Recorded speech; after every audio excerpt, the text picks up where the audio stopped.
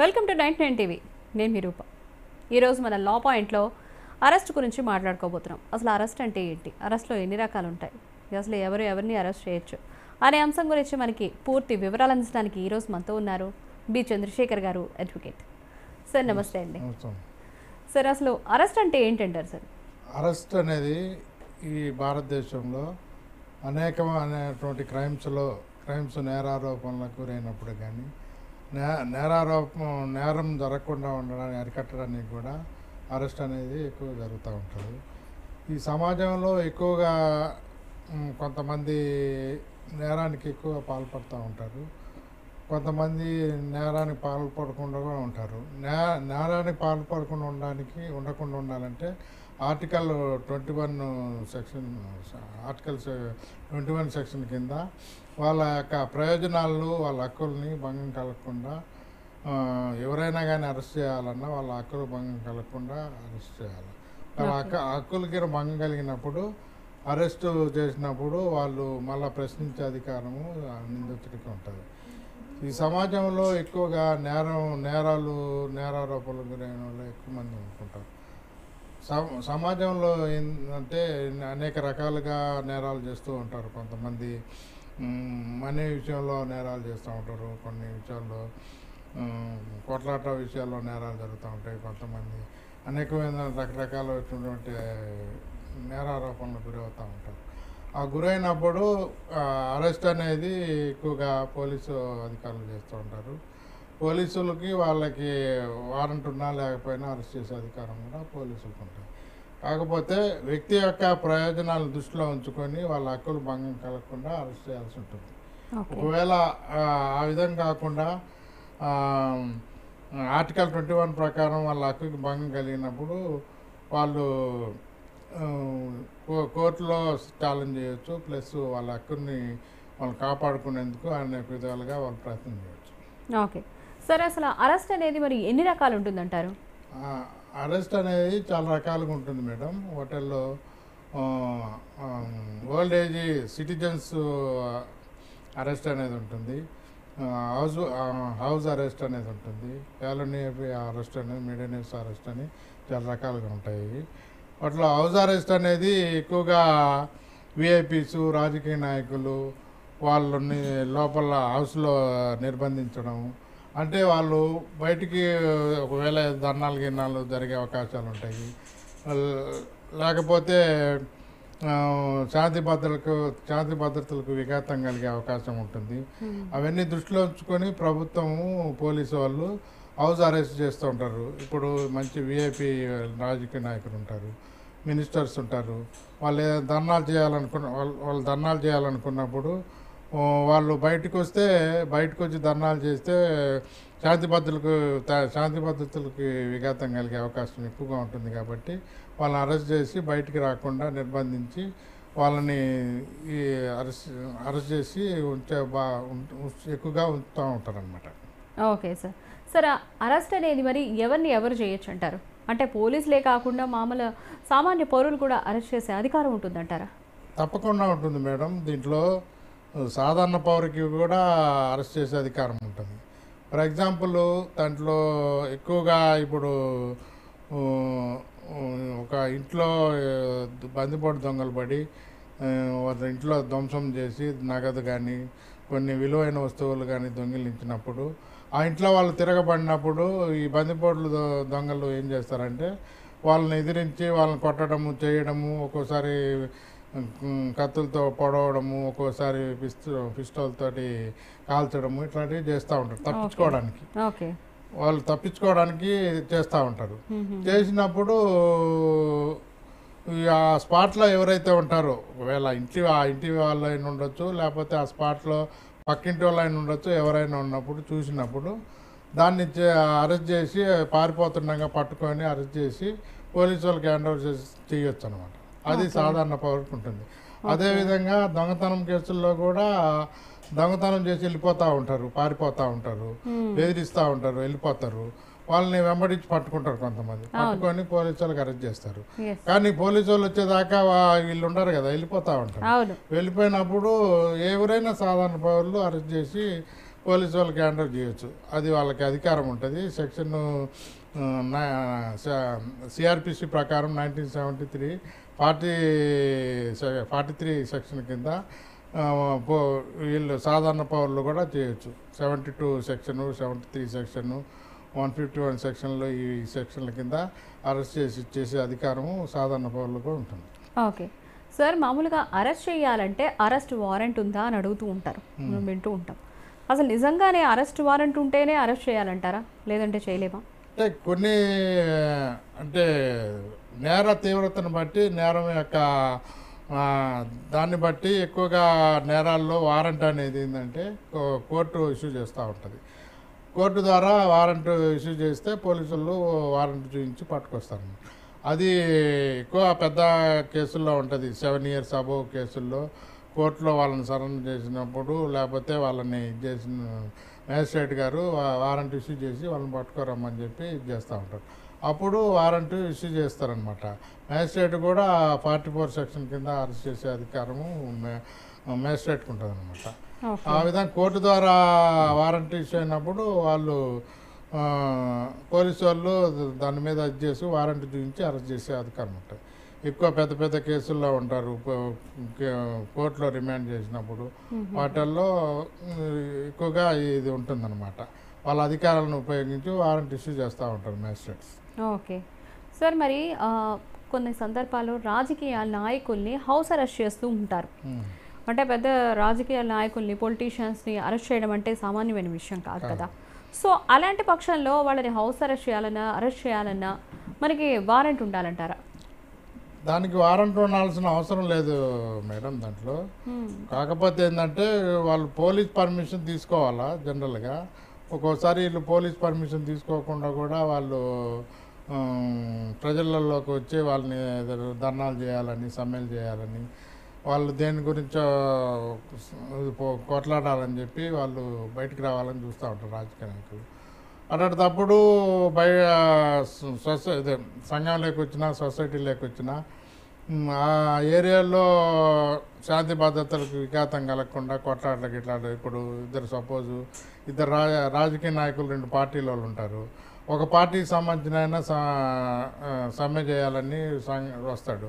వచ్చినప్పుడు 2 పార్టీల వాళ్ళు కొట్లాడుకుని గొడవలు అయ్యి పోలీస్ స్టేషన్ దాపోవడము అంత ఇబ్బందులు అవుతాయి. కాబట్టి శాంతి భద్రతలకు విఘాతం కలగకుండా ఉండడానికి ముందుగా పోలీసు వాళ్ళు ఈ చర్యలు తీసుకుంటూ ఉంటారు. బయటకు ఇప్పుడు రాజకీయ విఐపి ఉంటారు, ప్రతిపక్ష నాయకులు వచ్చిన వాళ్ళు ఏదో ధర్నా చేయాలన్నా, లేకపోతే మంచి ఇంపార్టెంట్ అయిన విఐపీస్ వచ్చి చేయాలన్నా కానీ వాళ్ళు వచ్చినప్పుడు కొన్ని పార్టీ కార్యకర్తలు వీళ్ళు ఉద్రిక్తతకు లోనయ్యి ఏదైనా నష్టం జరిగే అవకాశాలు ఉంటాయి. అందువల్ల వాళ్ళు హౌస్ అరెస్ట్ చేసి లోపల వస్తే ఇటువంటివన్నీ శాంతి భద్రతలకు విఘాతం కలగకుండా ఉండాలని పోలీస్ అధికారులు ఇటువంటి చర్యలన్నీ తీసుకుంటూ ఉంటారు. Okay sir. సార్, మరి అరెస్ట్ అయిన వ్యక్తిని పోలీస్ స్టేషన్లో ఎంతకాలం ఉంచుతారంటారు? అరెస్ట్ అయిన వ్యక్తిని మామూలుగా 1973 సిఆర్పిసి ప్రకారం 24 గంటల లోపల మేజిస్ట్రేట్ ముందు హాజరుపరచాలి. అంటే వాళ్ళు టైము ఎప్పుడైతే అరెస్ట్ చేశారో అప్పటి నుంచి 24 గంటల లోపల మేజిస్ట్రేట్ ముందు హాజరుపరచాలి. అది ఏ టైం అన్నా కానివ్వండి, నైట్ అన్నా కానివ్వండి, మిడ్ నైట్ అన్నా కానివ్వండి, ఎప్పుడైనా కానీ ఆ 24 గంటల్లో మేజిస్ట్రేట్ ముందు హాజరుపరచాలి. ఓకే, హాజరుపరచాలి. ఒకవేళ ఈ మధ్యలో టైం ఉంటుంది వీళ్ళకి, ఏది ట్రాన్స్పోర్ట్ ఉంటుంది, వాళ్ళని ఇది కోర్టుకు తీసుకొచ్చేది ఒక 2 hours 3 hours లేట్ అయింది అనుకో, ఆ టైం కాకుండా 24 hours లోపల చేయాలి. అది కొన్ని సందర్భాల్లో చట్టము దానికి నిర్దిష్టమైన సెక్షన్ ఉంది. దానికి ఆ సెక్షన్ ప్రకారము కంపల్సరీగా 24 hours లోపల చేయాలి. ఓకే, కొన్ని సందర్భాల్లో సెలవులు వస్తాయి సార్. ఇప్పుడు శుక్రవారం తీసుకోండి, శని ఆదివారం సెకండ్ సాటర్డే కానివ్వండి, సండే కానివ్వండి, లేకపోతే పండగలు కానివ్వండి, ఇలా వచ్చాయనుకోండి, ఫ్రైడే మాత్రం అరెస్ట్ చేశారు. కానీ ఆ 2 days ఇంకా 24 hours దాటినట్టే కదా, మళ్ళీ సోమవారం కానీ వాళ్ళు సబ్మిట్ చేయలేరు కదా. అలాంటి పక్షాల్లో ఏం చేస్తారు? అలాంటి పక్షంలో మ్యాజిస్ట్రేట్స్ ఒకరైనా డ్యూటీలో ఉంటారు. ఇప్పుడు ఒక 10-15 మంది మ్యాజిస్ట్రేట్స్ ఉన్నారనుకో, ఒక మ్యాజిస్ట్రేట్ డ్యూటీలో ఉంటారు, 24 hours డ్యూటీలో ఉంటారు, నైట్ డ్యూటీలో ఉంటారు. ఇటువంటి అన్ని అరెస్ట్ వచ్చినాయన్నీ వాళ్ళు చూసుకుంటారు. అన్ని జ్యూడిషియల్స్ పాయింట్స్ నుంచి కానీ అన్ని జ్యూడిషియల్స్ సంబంధించిన అరెస్టులు వచ్చినాయని వాళ్ళు చూసుకుంటారు అనమాట. వాళ్ళు నైట్ అంటే ఉంటారు, నైట్ కొంతమంది ఉంటారు. ఇప్పుడు మామూలుగా జనరల్గా అయితే డే టైము ఆ జ్యూడిషియల్ మ్యాజిస్ట్రేట్ డ్యూటీలో ఉంటారు కాబట్టి చేస్తారు. నైట్ టైంలో అందరు ఉండరు, అందరు మ్యాజిస్ట్రేట్లు ఉండరు, ఒకరు ఇద్దరు ఉంటారు. వాళ్ళు ఈ ఎంతమంది అయితే అరెస్ట్ అవుతారో ఏ జ్యూడిషియల్ నుంచి వస్తారో వాళ్ళందరినీ ఇది చేసి జ్యుడిషియల్ రిమైండ్ పంపిస్తారనమాట. అందువల్ల 24 అవర్స్లో ఎనీ టైము మిడ్ నైట్ అయినా మ్యాజిస్ట్రేట్ అవైలబుల్ ఉంటారు. వాళ్ళు దాని మీద తీసి రిమైండ్ చేస్తూ ఉంటారు. అంతేగాని 24 అవర్స్ దాటిందని ఆగే మ్యాజిస్ట్రేట్ ఉంటే పోలీస్ స్టేషన్ కస్టడీలో ఉంచుకోకూడదు అనమాట. చట్ట ప్రకారం నేరం. ఒకవేళ ఉంచుకున్నారనుకోండి, నిందితుడు ఆర్టికల్ 22(1) కింద ప్రశ్నించవచ్చు పోలీసు వాళ్ళని. నన్ను ఎందుకు 24 అవర్స్ లోపల మీరు కోర్టులో హాజరుపరచలేదు, నేనేం నేరం చేశాను, దానికి తగిన సాక్ష్యాలు చూపించండి అనే అధికారం ఉంటుంది. కొన్ని సందర్భంలో వాళ్ళు అడుగుతారు, మేము లాయర్ ద్వారా మేము లాయర్ని సంప్రదించి మేము కొన్ని సలహాలు తీసుకోవాలన్నప్పుడు ఆ తీసుకునే అధికారం కూడా, హక్కు కూడా ఈ ఆర్టికల్ 22(1) కింద ఉంటుంది అనమాట. అందువల్ల ఏంటంటే వాళ్ళు 24 అవర్స్ దాటక ముందే మ్యాజిస్ట్రేట్ ముందు ప్రొడ్యూస్ చేస్తారు. ప్రొడ్యూస్ చేసి వాళ్ళని మ్యాజిస్ట్రేట్ 14 days జ్యుడిషియల్ రిమాండ్ పంపిస్తారు. అది జ్యుడిషియల్ రిమాండ్ పంపించే పవర్ ఓన్లీ మ్యాజిస్ట్రేట్కే ఉంటుంది, పోలీసు వాళ్ళకు ఉండదు. పోలీసు వాళ్ళ బాధ్యత ఏంటంటే ఎంతవరకు అంటే వాళ్ళని అరెస్ట్ చేసి మ్యాజిస్ట్రేట్ ముందు కోర్టు ముందు హాజరుపరచాలి, అంతవరకే వాళ్ళ డ్యూటీ. సార్, అరెస్ట్ అనేది ఒక్కొక్క వ్యక్తికి ఒక్కొక్కలా ఉంటుందంటారా? ఎందుకంటే ఇందాక మనం రాజకీయ నాయకుల గురించి మాట్లాడుకున్నాం.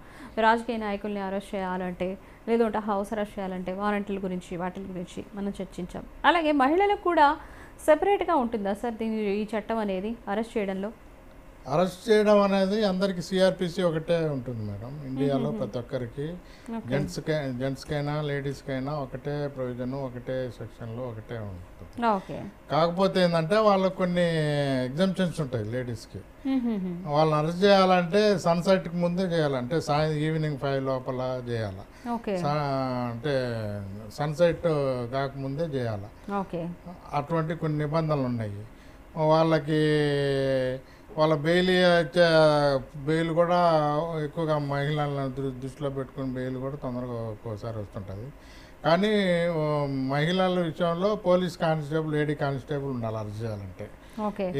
జెంట్స్ కూడా ఉంటారు కానీ సపోర్ట్ ఉంటారు, కానీ లేడీ కానిస్టేబుల్ ఆధ్వర్యంలో లేడీస్ని అరెస్ట్ చేయాలి కంపల్సరీ. అది వాళ్ళ బ్యాచ్ నెంబర్ ఉంటుంది, వాళ్ళ పోలీసు వాళ్ళ నెంబర్ ఉంటుంది. ఆ నెంబర్ని రాసుకొని మ్యాజిస్ట్రేట్ ముందు హాజరుపరిచినప్పుడు వాళ్ళ యొక్క నెంబర్ ఉంటుంది, వాళ్ళకి కానిస్టేబుల్కి నెంబర్ ఉంటుంది. ఆ నెంబరు రాసుకొని అలానే కానిస్టేబుల్ నా ముందు అరెస్ట్ చేశారని చెప్పి ఆ నెంబర్ రాసి వాళ్ళ పేరు రాసి వాళ్ళు దాని ప్రకారము లేడీస్ని అరెస్ట్ చేస్తారు. అది లేడీస్కి సపరేట్ ఉంటుంది, జెంట్స్కి వేరే సపరేట్ ఉంటుంది, జెంట్స్కి లేడీస్కి సపరేట్ ఉంటుంది. లేడీస్కి సపరేట్ చెంచలగూడ ప్రిజనర్ ఉంది, జైలు ఉంది, దాంట్లో చేస్తుంటారు. ఎక్కువ జెంట్స్ ఏంటంటే ఇక సిటీ లెవెల్లో అయితే, సిటీలో అయితే ఎక్కువ చర్లపల్లి అట్లా చేస్తూ ఉంటారు జెంట్స్కి. లేడీస్కి అయితే చెంచలగూడ దానికి సపరేట్ వింగ్ ఉంది వాళ్ళకి, లేడీస్ దానికి దాంట్లో చేస్తుంటారు. సార్, అసలు ఏ సందర్భాల్లో అరెస్ట్ చేయాల్సి వస్తుంది పోలీసులు ప్రజానికాన్ని? ఎందుకు అరెస్ట్ చేస్తారు? ఏ సందర్భం అంటే ఇప్పుడు నేరం చేశాడు మేడం, నేరం చేసి పారిపోతుంటాడు అంటే ఎలాంటి నేరాలు?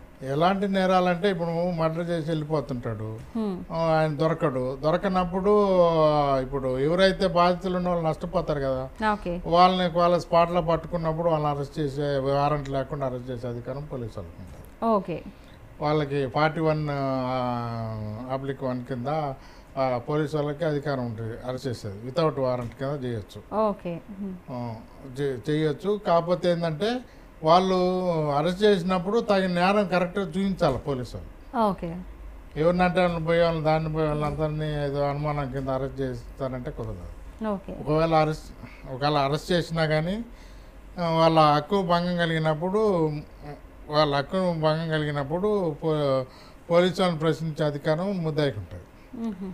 అందువల్ల తీవ్రమైన నేరాలు ఉంటాయి కొన్ని, మర్డర్ కానీ, రేప్ కేసుల్లో కానీ, పోక్సో కేసులు, చిన్న చిన్న పిల్లల్ని రేప్ కేసుల్లో కానీ, వాళ్ళని హరాస్మెంట్ చేయడం కానీ, కొన్ని వాటి కింద వితౌట్ వారెంట్ కింద పోలీసు వాళ్ళు చేయొచ్చు అన్నమాట. ఓకే. తర్వాత అరెస్ట్ చేసి వాళ్ళు కోర్టు ముందు ప్రొడ్యూస్ చేస్తారు. వాళ్ళు మ్యాజిస్ట్రేటు 14 days జ్యుడిషియల్ రిమాండ్ కింద పంపిస్తారు. కొన్ని కేసుల్లో వారెంట్తో చేస్తారు, కొన్ని కేసుల్లో వారెంట్ లేకుండా పోలీసు వాళ్ళకి అధికారులు. ఓకే సార్, మరి కొన్నిసార్లు చూస్తూ ఉంటాము రోడ్డు మీద ధర్నాలు చేసేవాళ్ళని కానివ్వండి, లేదు అంటే ఆమరణ నిరాహార దీక్ష చేసేవాళ్ళని కానివ్వండి, పోలీసులు అనేది అడ్డుకోవడం జరుగుతూ ఉంటుంది. కొన్ని సందర్భాల్లో అరెస్ట్ చేసిన సందర్భాలు కూడా మనం చూస్తూ ఉంటాం. చేస్తారు. వాళ్ళకి ఇప్పుడు అరెస్ట్, ఇప్పుడు ధర్నా చేస్తున్నారు. ధర్నా చేసినప్పుడు ఆ రాజకీయ నాయకుడికి ప్రమాదం ఏదన్నా జరిగిందనుకో, అది గవర్నమెంట్ మీద, ప్రభుత్వం మీద వస్తుంది. కాబట్టి వాళ్ళు ముందస్తు జాగ్రత్తగా ఇవన్నీ కొన్ని అరెస్ట్ చేయడము ఇట్లాంటివన్నీ పోలీసు వాళ్ళు చేస్తుంటారు. ఎందుకంటే ఇప్పుడు సపోజ్ ఒక ప్రతిపక్ష నాయకుడు ధర్నా చేస్తుంటాడు. ధర్నా చేసినప్పుడు కార్యకర్తలు వాళ్ళందరూ ఉంటారు. వాళ్ళు ఉన్నప్పుడు ఆయన ఆరోగ్యం క్షీణించినప్పుడు, లేకపోతే ఆయనకి ఏదైనా ఇబ్బంది కలిగినప్పుడు, ఏదైనా కార్యకర్తలు తిరగబడవచ్చు, లేకపోతే కార్యకర్తలు ధర్నా చేయొచ్చు, వాళ్ళు ఏదన్నా అసంఘిక కార్యక్రమాలకి పాల్పడినప్పుడు ఎవరికి, గవర్నమెంట్కి, ప్రభుత్వానికి నష్టం కదా. నష్టం జరిగినప్పుడు అప్పుడు ప్రభుత్వము ముందస్తు జాగ్రత్తలుగా అరెస్ట్ చేసి వాళ్ళని హాస్పిటల్ పంపడము, వాళ్ళకి ఏదన్నా వైద్య పరీక్షలు చేయించడము ఇట్లాంటివన్నీ చేస్తూ ఉంటారు. ఎందుకంటే ఇప్పుడు ఆయనకి ఏదైనా అయిందంటే గవర్నమెంట్కి చెడ్డ పేరు వస్తుంది. ప్లస్ గవర్నమెంట్ బాధ్యత కూడా, ఎందుకంటే ఆయన ప్రొటెక్షన్ కూడా కొంత ఇవ్వాల్సి వస్తుంది. ఎందుకంటే ఆయనకి హక్కు ఉంది, ఆయనకి ధర్నా చేసే హక్కు ఉంది. ఆయన హక్కుంది కాబట్టి ఆయన హక్కులను కాపాడుకుంటూ జాగ్రత్తగా చేయాలి. అట్లా, అంతేగాని ఎట్లాంటి చేస్తే మళ్ళీ వాళ్ళు ఇదే ప్రాబ్లమ్స్ ఉంటాయి. ఓకే సార్, మరి సామాన్య వ్యక్తులు అయితే ఎవరైనా నేరం చేస్తే అరెస్ట్ చేయొచ్చని అన్నారు. విద్యార్థులకు కూడా ఇదే వర్తిస్తుందంటారా? విద్యార్థులు కొన్ని సందర్భాల్లో మనకి ధర్నాలు కానివ్వండి, రాస్తా రోకోలు కానివ్వండి, ఇలాంటివి కొన్ని చర్యల్లో పాల్గొంటూ ఉంటారు విద్యార్థులు. మరి వాళ్ళని కూడా అరెస్ట్ చేస్తారంటారా? చేస్తారు మేడం, తప్పకుండా. ఎందుకంటే విద్యార్థులు ఏంటంటే ఎమోషనల్గా ఫీల్ అవుతారు. ఒక సంఘటన గురించి ఏదన్నా ఉంటే చిన్నది పెద్ద చేసేస్తారు వాళ్ళు. దాని మీద ఇప్పుడు ఫర్ ఎగ్జాంపుల్ చూస్తూనే ఉంటాము, బస్సులు తగలపెట్టడం చేస్తుంటారు కొంతమంది స్టూడెంట్స్. కొంతమంది ఈ స్కాలర్షిప్ల గురించి వాటి గురించి ధర్నాలు చేస్తూ ఉంటారు. కొన్ని వాళ్ళ హక్కుల గురించి పోరాడుతూ ఉంటారు. కొన్ని వాళ్ళ డిమాండ్స్ గురించి పోరాడుతూ ఉంటారు. అటువంటి భాగంలో ఈ పోలీసు వాళ్ళు వాళ్ళ మీద ఏదైనా చర్యలు తీసుకున్నా, ఏదైనా చేసినా తిరగబడే అవకాశాలు ఉంటాయి. వాళ్ళు ఎమోషనల్గా ఫీల్ అయ్యి, ఎమోషనల్గా ఉద్రిక్తత లోనయ్యి బస్సులు తగలబెట్టడము, బిల్డింగ్ల మీద రాళ్ళు విసరడము, ప్రజా నష్టం జరిగించడము, ఆస్తుల నష్టం జరిగించడము, రకరకాలైనటువంటి నష్టాలు జరిగిస్తారని చెప్పి ఒక్కోసారి అందరినీ అదుపులోకి తీసుకుంటారు పోలీసు వాళ్ళు. ఎందుకంటే ఇప్పుడు తీవ్రమైన నష్టం జరిగితే ఎవరికి నష్టము? ప్రజలకి, సామాన్య ప్రజలకి, అమాయక ప్రజలు నష్టపోతారు. ఆ నష్టపోకుండా ఉండాల్సిన బాధ్యత ఎవరికి ఉంటుంది? పోలీసు వాళ్ళకి ఉంటుంది, గవర్నమెంట్కి ఉంటుంది. గవర్నమెంట్ ముందస్తు ప్రొటెక్షన్ కింద వాళ్ళని అదుపులో తీసుకొని అందరినీ పోలీస్ స్టేషన్ తరలించి కొంత టైం వరకు ఉంచుతారు. ఒక 10-12 గంటలు ఉంచుకొని మళ్ళీ పంపించడము. లేకపోతే ఒకవేళ ఎక్కువగా నష్టం జరిగినప్పుడు కేసు రిజిస్టర్ చేసి రిమాండ్ చేయడము ఇట్లాంటివన్నీ చేస్తూ ఉంటాం. ఓకే. అంటే గవర్నమెంట్కి ఏంటంటే నష్టం జరిగినప్పుడు గవర్నమెంట్ మీద బటన్ ఉంటుంది కాబట్టి గవర్నమెంట్ చర్యలు తీసుకుంటుంది. కాబట్టి పోలీసు వాళ్ళు దాని మీద ఎక్కువగా ఇన్వాల్వ్మెంట్ అయ్యి వాళ్ళని ఎక్కువ ముందు జాగ్రత్తగా ఎటువంటి నష్టం జరగకుండా కాపాడే బాధ్యత పోలీసు వాళ్ళు. సార్, మరి అరెస్ట్ అనేది డాక్టర్లకు కూడా ఒకేలా ఉంటుందంటారా? ఎందుకు అంటే కొన్ని సందర్భాల్లో డాక్టర్స్ ట్రీట్ చేసేటప్పుడు పేషెంట్స్లు అనేది చనిపోతూ ఉంటారు. కొన్ని సందర్భాల్లో వాళ్ళు మతిస్థిమితం కోల్పోతూ ఉంటారు. అంటే మనం మొన్న చూసాము, ఒక ఇన్సిడెంట్ కూడా చూసాం. ఒక డెంటిస్ట్ అనెస్థీషియా అనేది ఓవర్ డోస్ ఇవ్వడం వల్ల అక్కడ ఒక పేషెంట్ చనిపోయాడు, డెంటిస్ట్. సో అలాంటి సందర్భంలో మరి డాక్టర్ని అరెస్ట్ చేసే చర్య ఉంటుందంటారా? అరెస్ట్ అనేది ఆయన ఏదో నెగ్లిజెన్సీ ఉంటే ఒక సందర్భంలో చేసే అవకాశం ఉంటుంది. ఆయన నెగ్లిజెన్సీ, ఆ ట్రీట్మెంట్ చేయడంలో నెగ్లిజెన్సీ లేకుండా ఉంటే ఆ, దానికి అటువంటి ఎవిడెన్స్ అవన్నీ కరెక్ట్గా ఉంటే చేస్తారు. ఎవిడెన్స్ ఏం లేకపోతే ఇప్పుడు వీళ్ళు మామూలుగా ఏంటంటే వాళ్ళు ఇప్పుడు పేషెంట్స్ తాలూకు వాళ్ళు ఏమంటే వాళ్ళకి బాధలో ఉంటారు. వాళ్ళు బాధలో ఉన్నప్పుడు ఆయన డాక్టరా, ఆయన ఫేమస్ డాక్టరా, లేకపోతే ఆయన ఎటువంటి వాడు అవన్నీ చూడరు. వాళ్ళ ఎమోషనల్గా ఫీల్ అయ్యి వాళ్ళు మా యొక్క బంధువు లేకపోతే మా దగ్గర రిలేటివ్ చనిపోయిన ఉద్దేశంతో వాళ్ళు కోపోద్రేకానికి లోనయ్యి ఎమోషనల్గా ఫీల్ అయ్యి నష్టం చేస్తూ ఉంటారు. కొన్నిసార్లు ప్రైవేట్ హాస్పిటల్ మీద రాళ్ళు రువ్వడము, అద్దాలు పగలు కొట్టడము ఇటువంటివన్నీ చేస్తూ ఉంటారు. ఎందుకంటే వాళ్ళకి అది అంటే చేయడము చేయొచ్చా చేయకూడదు అనేది ఆ విచక్షణ కోల్పోయి వాళ్ళు ఎక్కువగా ఒక్కోసారి నష్టం చేస్తూ ఉంటారు. కాకపోతే డాక్టర్ విషయంలో అంటే అది ఒక్కోసారి అరెస్ట్ చేయాల్సి వచ్చినప్పుడు తగిన ఎవిడెన్స్ ఉంటేనే అరెస్ట్ చేస్తారు. లేకపోతే ఆయన డ్యూటీలో ఆయన ట్రీట్మెంట్లో ఏమైనా నెగ్లిజెన్స్ ఉంది, వాంటెడ్గా ఏదైనా జరిగింది, లేకపోతే అనుకోకుండా ఏదైనా జరిగినా ఏదైనా ఇది అయినప్పుడు ఎవిడెన్స్ కరెక్ట్గా ఉంటే ఒక్కోసారి డాక్టర్ని కూడా అరెస్ట్ చేస్తారు. చట్టం ముందు అందరు సమానమే. ఎవరు విఐపి అని కాదు, ఒకరు రాజకీయ నాయకులు అనేది కాదు, ఎవరైనా కానీ చట్టం ముందు సమానమే. అండ్ నేరం జరిగినప్పుడు ఎవరినైనా అదుపులో తీసుకుంటారు, ఎవరినైనా అరెస్ట్ చేస్తారు. అది పోలీసు వాళ్ళకి అధికారం ఉంటుంది, గవర్నమెంట్కి ఉంటుంది, అందరికి ఉంటుంది. Okay sir. సార్ మరి అరెస్ట్ అయిన వ్యక్తికి కూడా కొన్ని హక్కులు ఉంటాయి కదా సార్, అవేంటో తెలియజేస్తారా? అరెస్ట్ అయిన వ్యక్తుల హక్కులు అంటే ఇదే మేడం. ఇప్పుడు ఆర్టికల్ 22(1)(1) కింద వాళ్ళకి ఏంటంటే ఇండియన్ కాన్స్టిట్యూషన్ వాళ్ళకి హక్కులు కల్పించింది. ఆ హక్కులు ఏంటంటే ఇప్పుడు ఇప్పుడు నేరం చేయని వ్యక్తిని అరెస్ట్ చేశారనుకోండి పోలీసులు, నన్ను ఎందుకు అరెస్ట్ చేసినావు, నేనేం తప్పు చేసినాను, నాకు తగిన నేరాన్ని నేను చేసినట్టుగా ఏమైనా రుజువు చేయి, లేకపోతే ఆధారాలు చూపించనే ప్రశ్నించే అధికారము పోలీసు వాళ్ళ అధికారము నిందితుడికి ఉంటుంది. అట్లా ఇంకొకటి తర్వాత ఒక అడ్వకేట్ని పెట్టుకోవచ్చు. ఇప్పుడు ఆయన కేసు ఇది ఉన్నప్పుడు ఒక అడ్వకేట్ని సంప్రదించే హక్కు కానీ, అడ్వకేట్ సమక్షంలో విచారించే హక్కు కానీ ఆ ప్రొవిజన్ ఆర్టికల్ 22(1) కింద ఉంది. తర్వాత ఏంటంటే ఆయన హక్కుల్ని కాపాడుకోవడానికి హక్కు ఆ యొక్క అది ఇండియన్ కాన్స్టిట్యూషన్ 22(1) కింద వాళ్ళకి కొన్ని ప్రొవిజన్స్ ఉన్నాయన్నమాట. ఓకే సార్, ఈరోజు మీ విలువైన సమయాన్ని మాకు కేటాయించి అరెస్ట్ అంటే ఏంటి, అరెస్ట్లో ఎన్ని రకాలు ఉన్నాయి, అరెస్ట్ అయిన వ్యక్తికి కూడా చాలా రకాల హక్కులు ఉంటాయి అని మాకు అలాగే మా ప్రేక్షకులకి చాలా చక్కగా తెలియజేశారండి. Thank you so much. చూసారు కదా, ఇది వాటి లా పాయింట్. మరో వారం మరో చక్కటి అంశంతో మేము ముందుంటా. అందరికీ చూస్తూనే ఉండండి మీ 99 టీవీ.